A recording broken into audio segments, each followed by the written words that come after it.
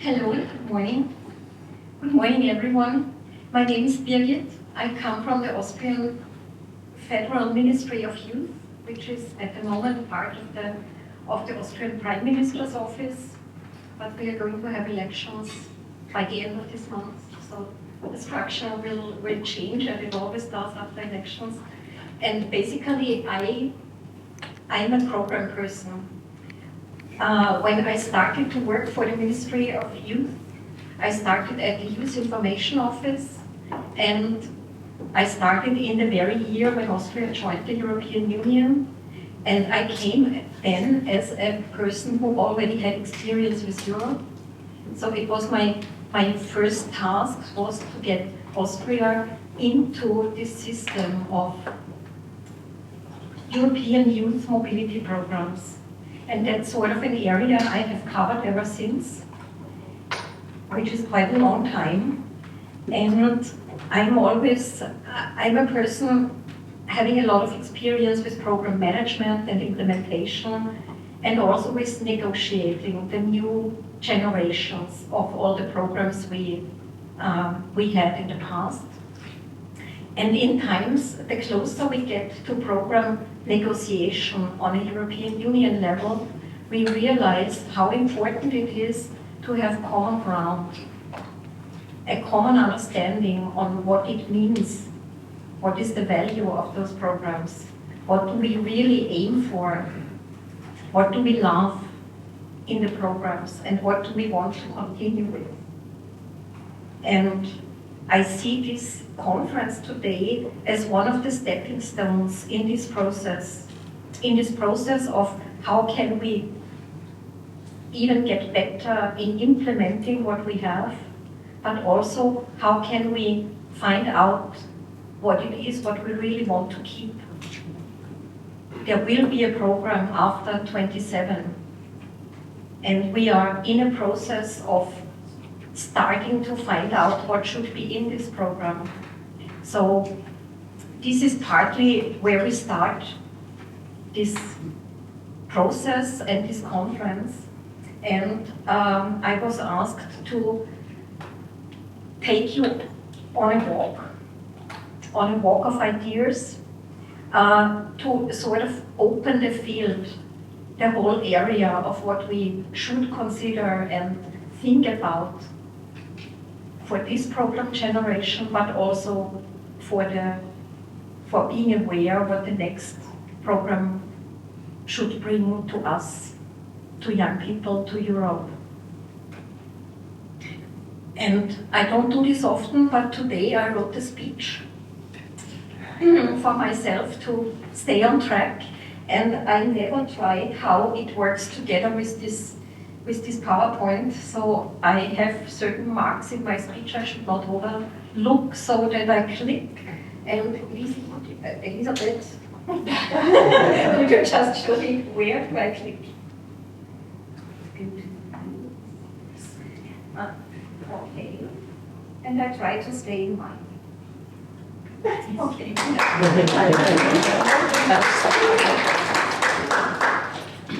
Okay. So, good morning, everyone. It is a pleasure to look around in this conference room and to see, that's even smarter. And I just, the forward one, right? This one. It's a pleasure to look around in this conference room and see so many people united in their interest to deepen the understanding of the potential of solidarity. It's good to know that we are many. It's good to know that it's worthwhile what we do.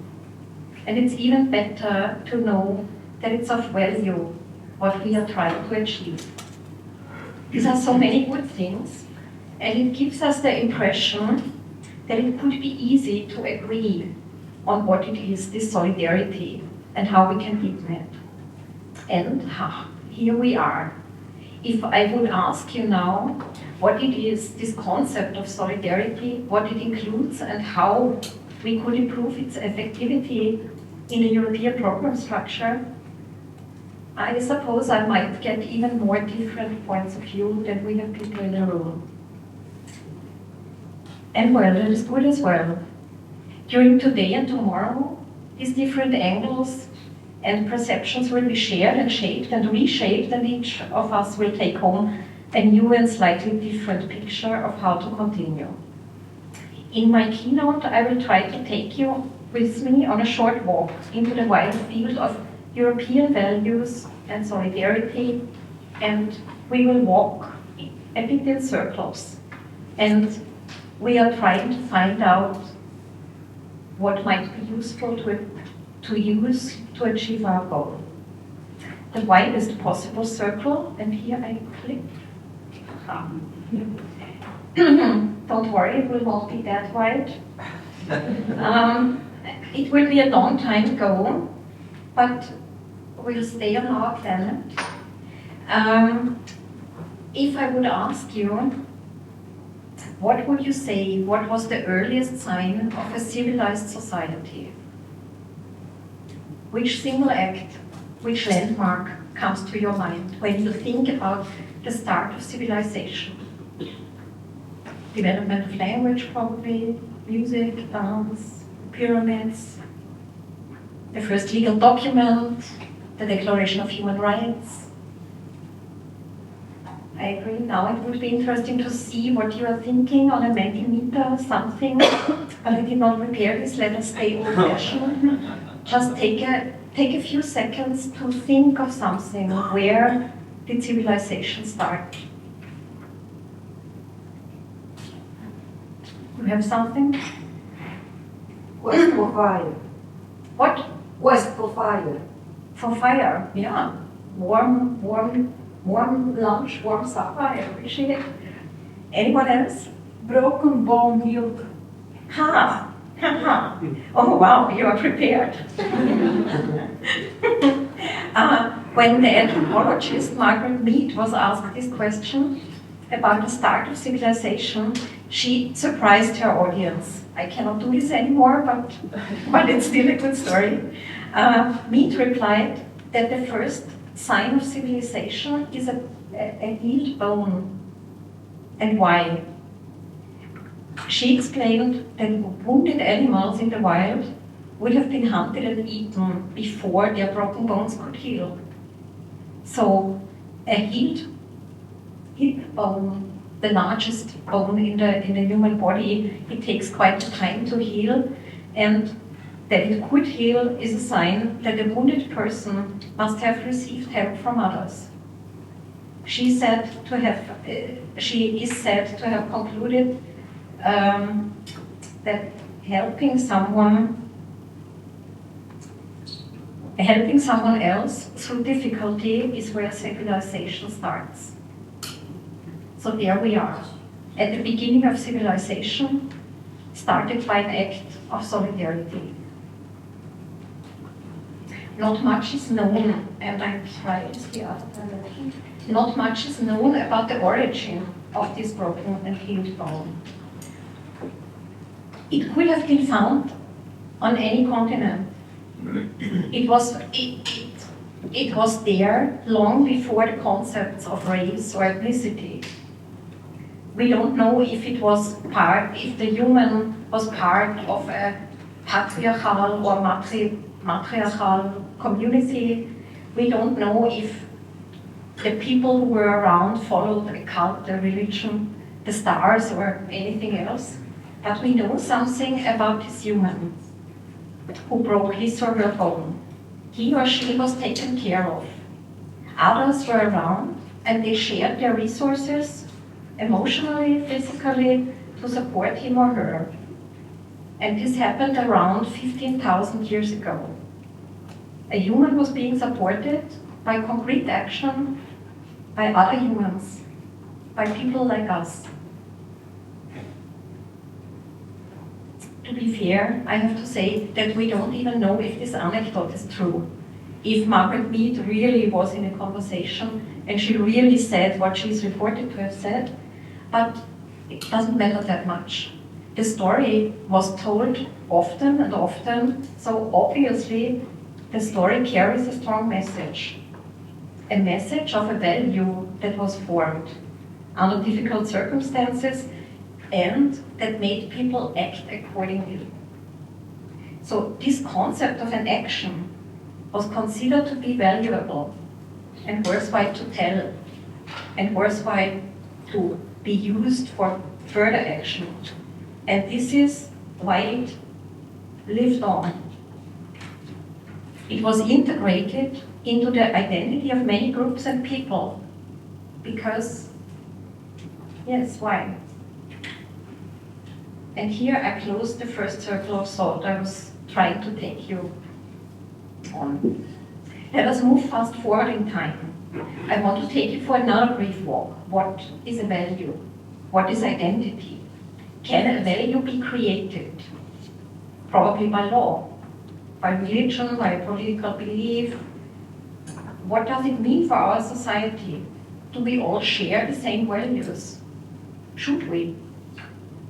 Could we just create good values and then make everyone live accordingly, and immediately we will have a perfect and harmonious society? To think about this, we need to start thinking a bit about identity.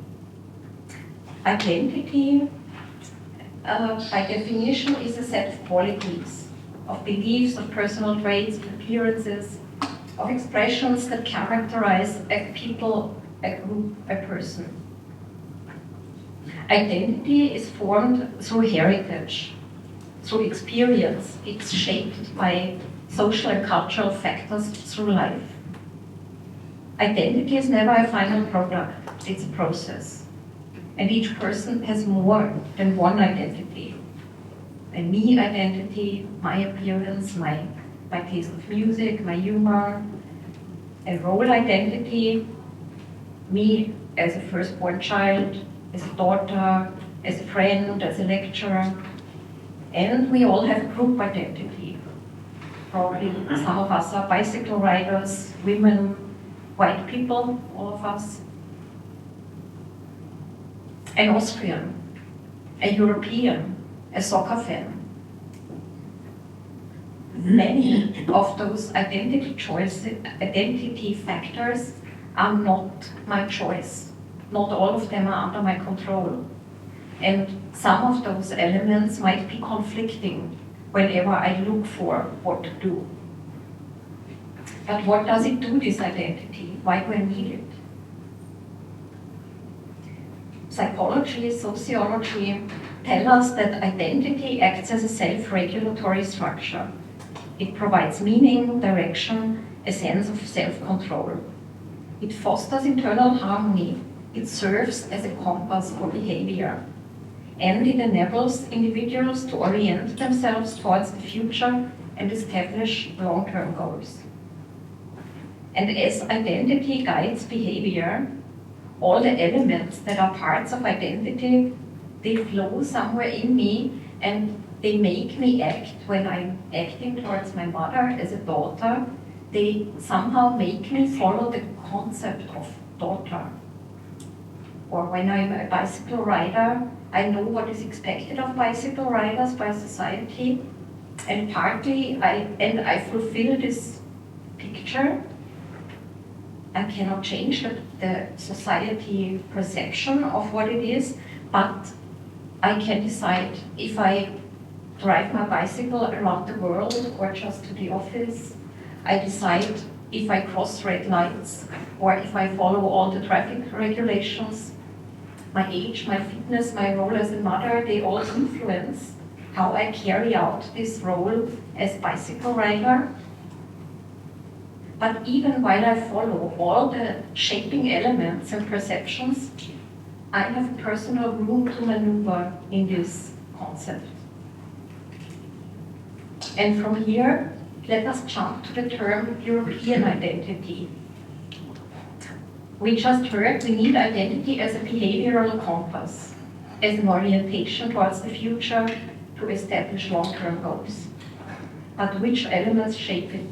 Is European identity. And here our path leads us to take a brief look on values. Values are the roots of the identity. They are the morals, the principles, the ethics, the code, the standards of behavior.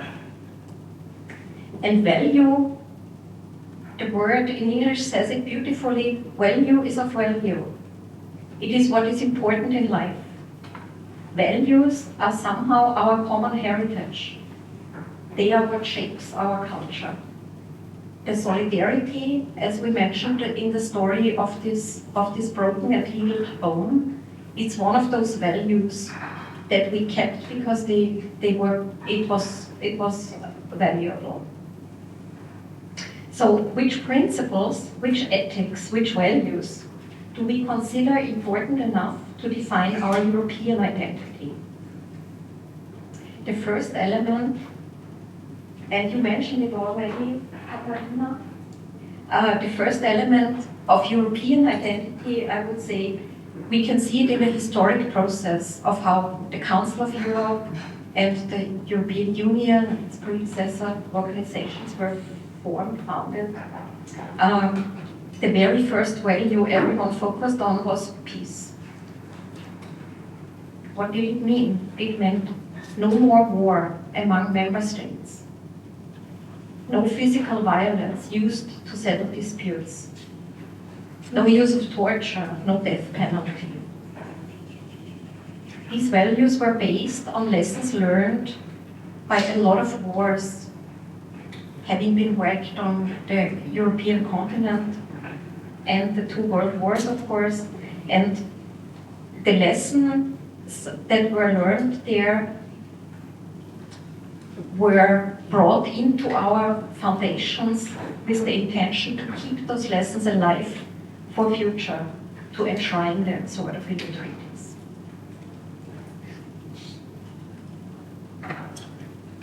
What you can read here is Article 2 on the Treaty of the European Union.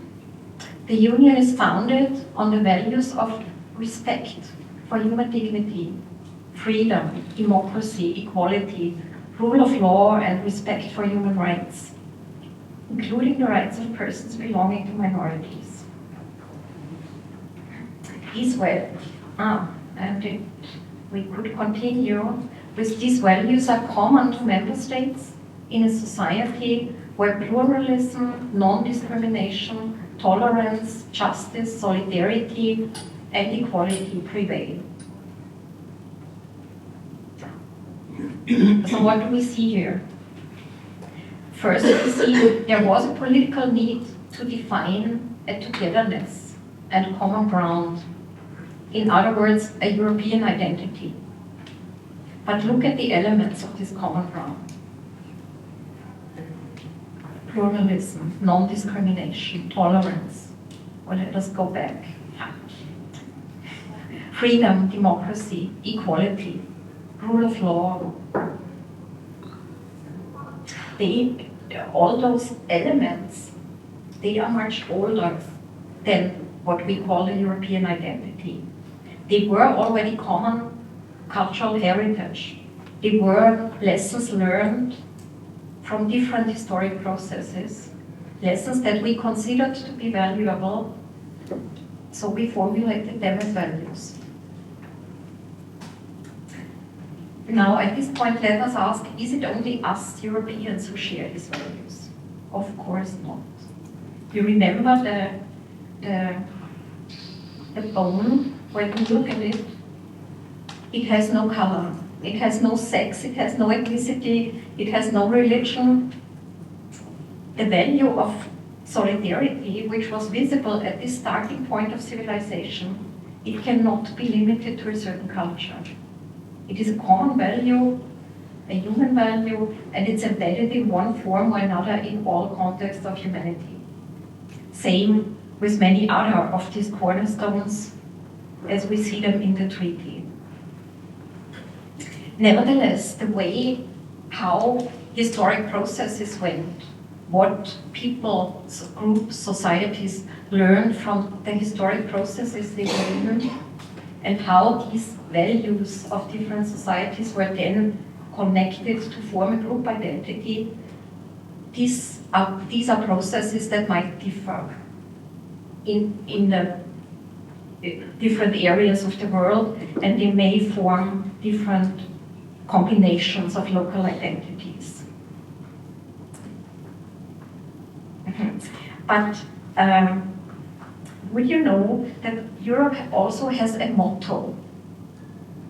Does anyone know what the motto of Europe is? Sorry. Uniting the West. What? Uniting the West. Yeah. Yeah. Europe has a motto, a few words, a few values formulating a message. And this motto was translated in all languages used in the European Parliament, and many states in the world. They also have a motto, not all of them, but most. You might be familiar with the one of the United States. It's United with the that's Arsenal, I think. Is it Volkswagen? No. No. The United States have. It's written on each and every dollar bill, and it's in God we trust. It's quite similar, actually, to the motto of Russia, which is not an official motto, but also the one that Google gives you if you ask it, and it's God is with us. But let us come back to the words of united in diversity. That's the European way of showing where we stand. Do you think we are alone with this motto? And I can spoil it. We are not. Almost the same words of a motto are used by 3 states in the world: by Indonesia, by Papua New Guinea, and by the Republic of South Africa. It's an interesting geography of shared values, isn't it? And actually, as you knew about the motto, do you also know how it was created? Who found the motto? Would anyone know? I'm so glad I finally found an answer. She didn't know before. Our 3-word phase was the outcome of a European-wide contest for young people. In the year 1999, 10 to 19-year-olds were asked by European Parliament and by European Commission to think about a motto. The campaign was supported by several major media, and 80,000 young people all over Europe participated, and the outcome was this united in diversity. It was presented and ratified by European Parliament in a public event then. A youth orchestra played, as you can see, and 500 young people were invited to take part in the ceremony.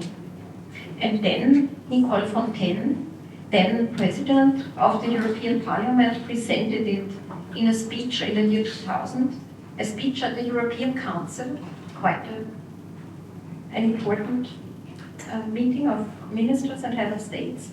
And since then it's established as a motto, as the shortest version probably of what we Europeans want to say about ourselves, and as a product of a European values contest.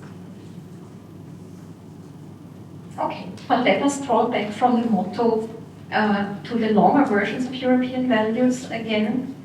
We find many more valuables, identity-forming elements, if we look closer into the legal documents, the rules and regulations, the research reports, the program evaluations, the heaps of paperwork, and all the speeches delivered by European politicians. For example, that's what President of the European Commission said in her State of the Union speech last September. We can build a continent. We need to act.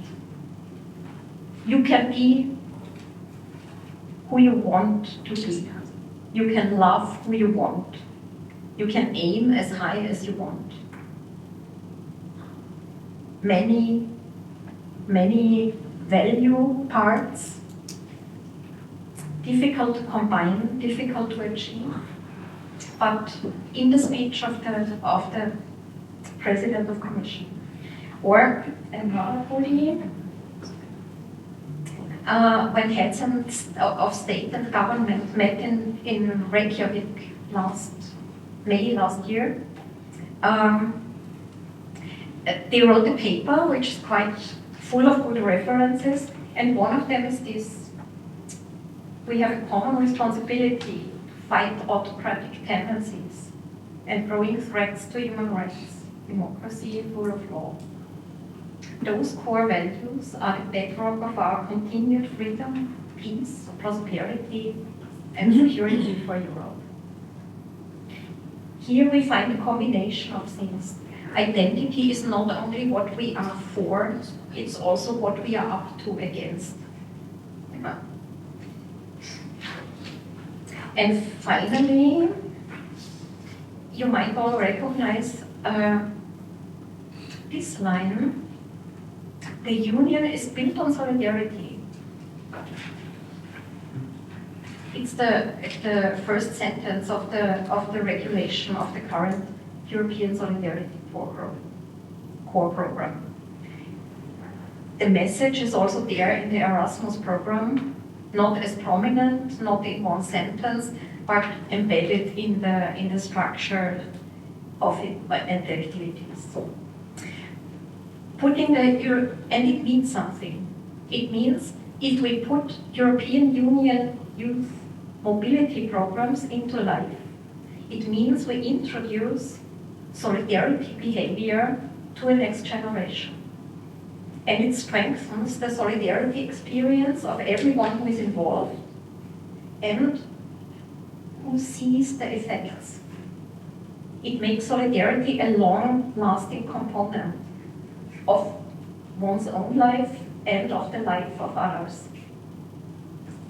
And the same I said just about solidarity could also be said for democracy, for freedom, for peace, for human rights. Many of the other values, they are valuable as long as we keep them valuable and we live according to them. So let me close another circle of thought at this point. We covered already quite an area in time and geography. To conclude, I want to remind you a bit what we found during this walk. We found that values are the roots of identity. They are the valuable effects of lessons learned. Values shape behavior.